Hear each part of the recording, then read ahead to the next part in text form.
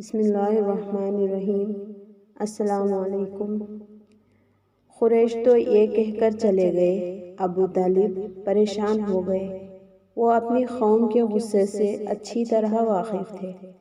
دوسری طرف وہ اس بات کو پسند نہیں کر سکتے تھے کہ کوئی بھی شخص حضور صلی اللہ علیہ وسلم کو رسوا کرنے کی کوشش کرے۔ اس لیے انہوں نے حضور صلی اللہ علیہ وسلم سے کہا، بھتیجے، تمہاری قوم کے لوگ میرے پاس آئے تھے۔ انہوں نے مجھ سے یہ کہا ہے، اس لیے اپنے اوپر اور مجھ پر رحم کرو اور مجھ پر ایسا بوجھ نہ ڈالو جس کو میں اٹھا نہ سکوں۔ ابو طالب کی اس گفتگو سے نبی کریم صلی اللہ علیہ وسلم نے خیال کیا کہ اب چچا ان کا ساتھ چھوڑ رہے ہیں، وہ بھی اب آپ کی مدد نہیں کرنا چاہتے، آپ کی حفاظت سے ہاتھ اٹھا رہے ہیں۔ اس لیے آپ نے فرمایا، چچا جان، اللہ کی قسم، اگر یہ لوگ میرے دائیں ہاتھ پر سورج اور بائیں ہاتھ پر چاند رکھ دیں اور یہ کہیں کہ میں اس کام کو چھوڑ دوں تو بھی میں ہرگز اسے نہیں چھوڑوں گا، یہاں تک کہ خود اللہ تعالیٰ اس کو ظاہر فرما دے۔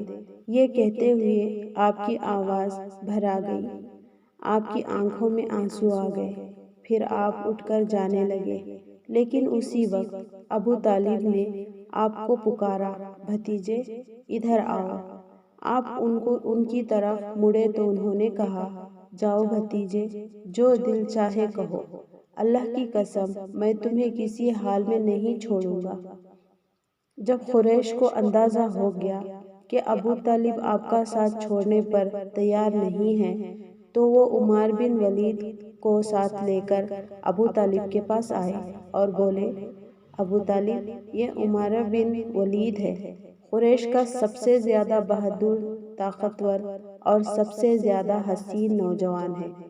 تم اسے لے کر اپنا بیٹا بنا لو اور اس کے بدلے میں اپنے بھتیجے کو ہمارے حوالے کر دو، اس لیے کہ وہ تمہارے اور تمہارے باپ دادا کے دین کے خلاف جا رہا ہے۔ اس نے تمہاری قوم میں پھوٹ ڈال دی ہے اور ان کی عقلیں خراب کر دی ہیں۔ تم اسے ہمارے حوالے کر دو تاکہ ہم اسے قتل کر دیں۔ انسان کے بدلے میں ہم تمہیں انسان دے رہے ہیں۔ قریش کی یہ بیہودہ تجویز سن کر ابو طالب نے کہا، اللہ کی قسم، یہ ہرگز نہیں ہو سکتا۔ کیا تم یہ سمجھتے ہو کہ کوئی اونٹنی اپنے بچے کو چھوڑ کر کسی دوسرے بچے کی آرزومند ہو سکتی ہے؟ ان کا جواب سن کر مطعم بن عدی نے کہا، ابو طالب، تمہاری قوم نے تمہارے ساتھ انصاف کا معاملہ کیا ہے اور جو بات تمہیں ناپسند ہے اس سے چھٹکارے کے لیے کوشش کی ہے۔ اب میں نہیں سمجھتا کہ اس کے بعد تم ان کی کوئی اور پیشکش قبول کرو گے۔ جواب میں ابو طالب بولے، اللہ کی قسم، انہوں نے میرے ساتھ انصاف نہیں کیا، بلکہ تم سب نے مل کر مجھے رسوا کرنے اور میرے خلاف گٹھ جوڑ کرنے کے لیے یہ سب کچھ کیا ہے۔ اس لیے اب جو تمہارے دل میں آئے کر لو۔ بعد میں یہ شخص یعنی عمر بن ولید کفر کی حالت میں مرا، اس پر جادو کر دیا گیا تھا۔ اس کے بعد یہ وحشت زدہ ہو کر جنگلوں اور گھاٹیوں میں مارا پھرا کرتا تھا، کفر کی حالت میں مرا۔ غرض جب ابو طالب نے قریش کی یہ پیشکش بھی ٹھکرا دی تو معاملہ حد درجے سنگین ہو گیا۔ دوسری طرف ابو طالب نے قریش کے خطرناک ارادوں کو بھانپ لیا۔ انہوں نے بنی ہاشم اور بنی عبد المطلب کو بلایا، ان سے درخواست کی کہ سب مل کر آپ کی حفاظت کریں، آپ کا بچاؤ کریں۔ ان کی بات سن کر سوائے ابو لہب کے سب تیار ہو گئے۔ ابو لہب نے ان کا ساتھ نہ دیا۔ یہ بدبخت سختی کرنے اور آپ کے خلاف آواز اٹھانے سے باز نہ آیا۔ اسی طرح جو لوگ آپ پر ایمان لے آئے تھے ان کی مخالفت میں بھی ابو لہب ہی سب سے پیش تھا۔ آپ کو اور آپ کے ساتھیوں کو تکالیف پہنچانے میں بھی یہ قریش سے بڑھ چڑھ کر تھا۔ آپ کو تکلیف پہنچانے کے سلسلے میں حضرت عباس رضی اللہ تعالیٰ عنہ ایک واقعہ بیان کرتے ہیں۔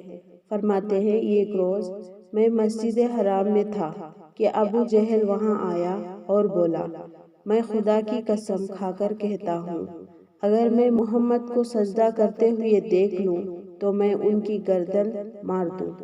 حضرت عباس رضی اللہ تعالیٰ عنہ فرماتے ہیں، یہ سن کر میں فوراً نبی کریم صلی اللہ علیہ وسلم کی طرف گیا اور آپ کو بتایا کہ ابو جہل کیا کہہ رہا ہے۔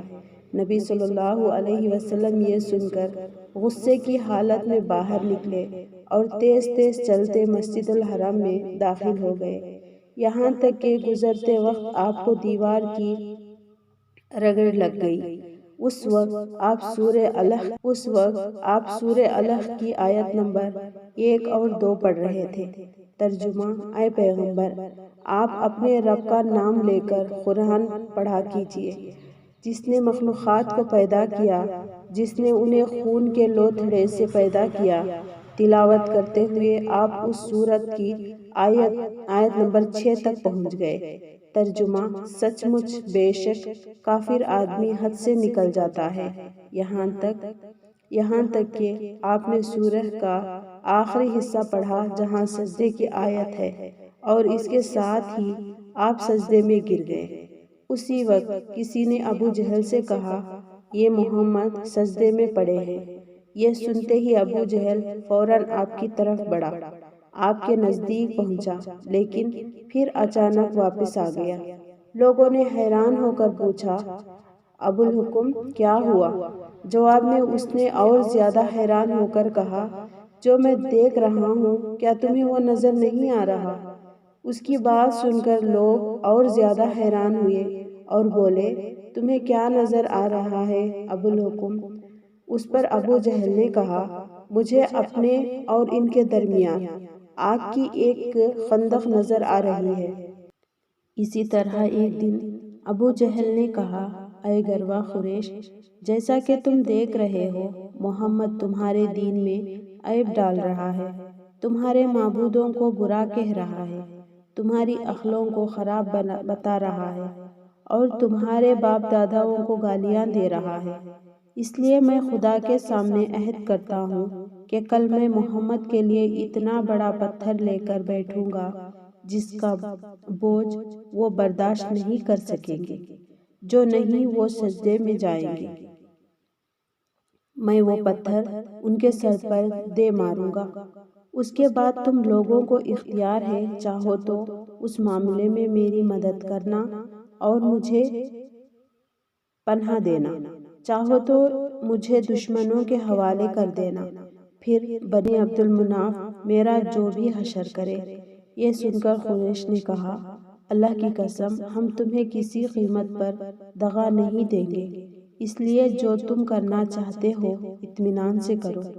دوسرے دن ابو جہل اپنے پروگرام کے مطابق ایک بہت بھاری پتھر اٹھا لایا اور لگا نبی کریم صلی اللہ علیہ وسلم کا انتظار کرنے۔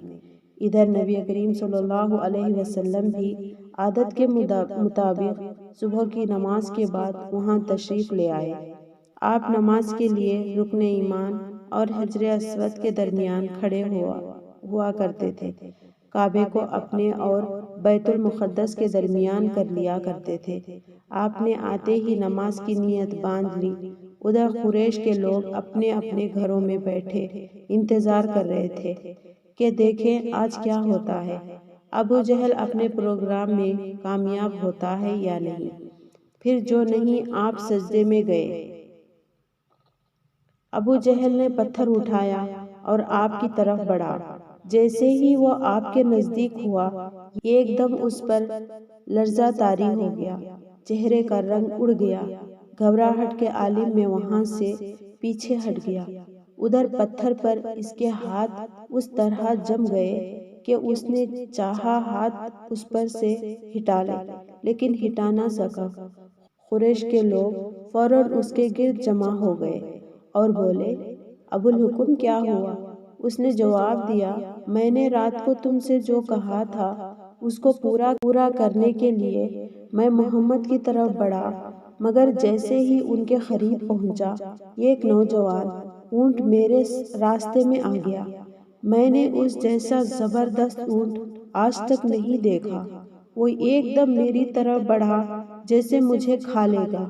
جب اس واقعے کا ذکر نبی کریم صلی اللہ علیہ وسلم سے کیا گیا تو آپ نے فرمایا، وہ جبریل علیہ السلام تھے، اگر وہ میرے نزدیک آتا تو وہ ضرور اسے پکڑ لیتے۔